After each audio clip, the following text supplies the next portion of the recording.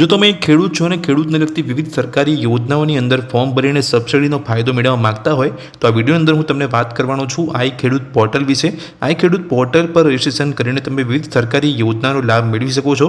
તો એ વિશેની સંપૂર્ણ માહિતી હું તમને આ વિડીયો અંદર આપવાનો છું। જો તમે ચેનલ પર નવા છો તો ચેનલને સબસ્ક્રાઇબ કરી લેજો। ચલો શરૂ કરીએ। ખેડૂત પોર્ટલ પર વિવિધ સરકારી યોજનાઓની અંદર ફોર્મ ભરીને સબસિડીનો ફાયદો મેળવવા માટે તમારે સૌપ્રથમ ગૂગલમાં જવાનું છે અને ગૂગલમાં જઈને સર્ચ કરવાનું છે આઈ ખેડૂત। આઈ ખેડૂત જેવું તમે લખશો એટલે તમને ઓફિશિયલ વેબસાઇટ અહીંયા જોવા મળી જશે। એ વેબસાઇટ પર તમારે ક્લિક કરવાનું છે। એ ખેડૂત પોર્ટલ પર રહેલી વિવિધ સરકારી યોજનાઓની અંદર ફોર્મ ભરવા માટે સૌપ્રથમ તમારે આ પોર્ટલ પર રજિસ્ટ્રેશન કરવું જરૂરી છે। તો રજિસ્ટ્રેશન કેવી રીતે કરવું એ પણ હું તમને માહિતી આ વિડીયો અંદર આપવાનો છું। આ ખેડૂત પોર્ટલ પર આવશો એટલે તમે જોશો અહીંયા ખેડૂતને લગતી દરેક માહિતી તમને અહીંયા જોવા મળી જશે। વેબસાઇટની ઉપર તમે જશો તો વેબસાઇટને લગતી અમુક માહિતી અહીંયા આપેલી છે અને નીચે જોશો તો ખેડૂતને લગતી દરેક માહિતી તમને જોવા મળી જશે। એની અંદર QC વિષયક માર્ગદર્શન છે, બજાર ભાવ છે, હવામાનને લગતી માહિતી છે અને અમે જે અહીંયા જોઈ શકો છો યોજનાઓને લગતી માહિતી તમને અહીંયા જોવા મળી જશે। નીચે તમે જશો તો દરેક ખેડૂતને લગતી માહિતી અહીંયા આપેલી છે। પણ આપણે અહીંયા વિવિધ સરકારી યોજનાનો લાભ લેવા માંગીએ છીએ તો જે અત્યારે યોજનાઓ અત્યારે ચાલુ છે એ યોજનાની અંદર આપણે ફોર્મ ભરવા માંગતા હોય તો આપણે યોજનાઓ જે ઓપ્શન છે તે યોજનાના ઓપ્શન પર આપણે ક્લિક કરીશું। વેબસાઇટ પર રહેલી યોજનાઓ ઓપ્શન પર જો તમે ક્લિક કરશો એટલે આ પ્રકારનું પેજ તમારી સામે ઓપન થશે, જેની અંદર વિવિધ યોજનાઓ વિશે માહિતી આપેલી છે। જેની અંદર ખેતીવાડીની યોજનાઓ છે, પશુપાલનની યોજનાઓ છે, બાગાયતની યોજનાઓ છે। હવે તમે જે પણ યોજનાને લઈને માહિતી મેળવવા માંગતા હોય તેની પર તમારે અહીંયા ક્લિક કરવાનું છે। તો આપણે અહીંયા ઓપન કરીશું ખેતીવાડીની યોજનાઓ। એ જ પ્રકારે તમે બીજી યોજનાઓની પણ માહિતી અહીંયા મેળવી શકો છો। તો તમે ખેતીવાડી યોજનાઓ ઓપ્શન પર ક્લિક કરશો એટલે ખેતીવાડીની યોજનાઓની અંદર જે પણ સ્કીમ અત્યારે ચાલુ હશે એ સ્કીમ તમને અહીંયા જોવા મળશે, જેની અંદર તમે ફોર્મ ભરીને સબસિડી મેળવી શકો છો। તો કઈ કઈ સ્કીમ અત્યારે ચાલુ છે જોઈ શકો છો। ડ્રોનથી છંટકાવ સ્કીમ અત્યારે ચાલુ છે। QC યાત્રીકરણ અને પોસ્ટ હાર્વેસ્ટના ઘટકોની અંદર તાડપત્રી પણ અત્યારે તમને મળી શકે છે, સબસિડી મળી શકે છે તાડપત્રી પર। જો તમે અત્યારે તાડપત્રીને લઈને ફોર્મ ભરો છો તો નીચે જશો તો અમુક બીજી તમને જોવા મળશે। અહીંયા પાક સંરક્ષણ સાધનો માટે પણ અત્યારે ફોર્મ ભરાઈ રહ્યા છે।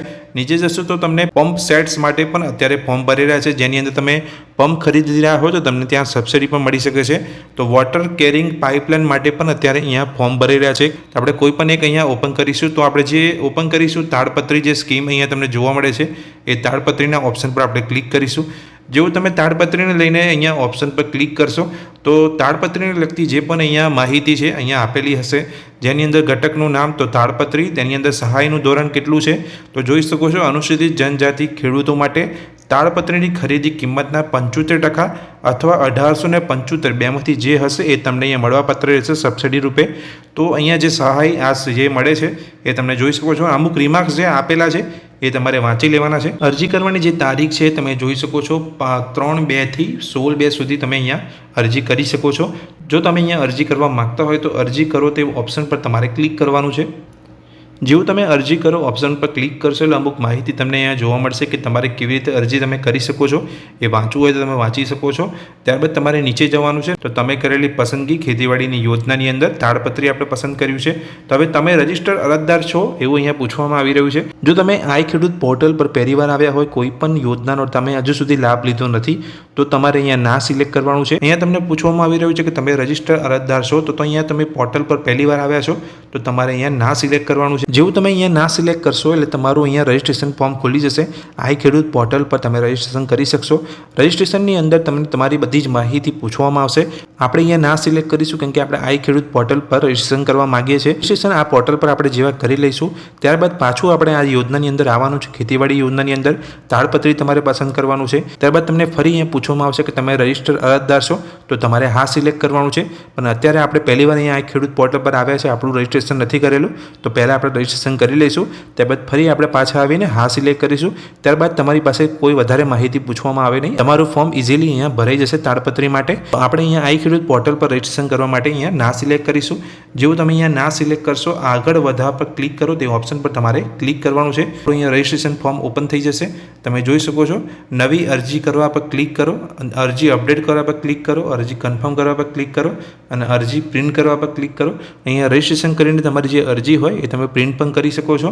તો આપણે અહીંયા નવું રજિસ્ટ્રેશન કરી રહ્યા છે તો નવી અરજી કરવા પર ક્લિક કરવાનું છે આપણે રજિસ્ટ્રેશન કરવા માટે। જેવું તમે નવી અરજી કરવા પર ક્લિક કરશો એટલે તમારું રજિસ્ટ્રેશન થઈ રહ્યું છે આઈ ખેડૂત પોર્ટલ પર.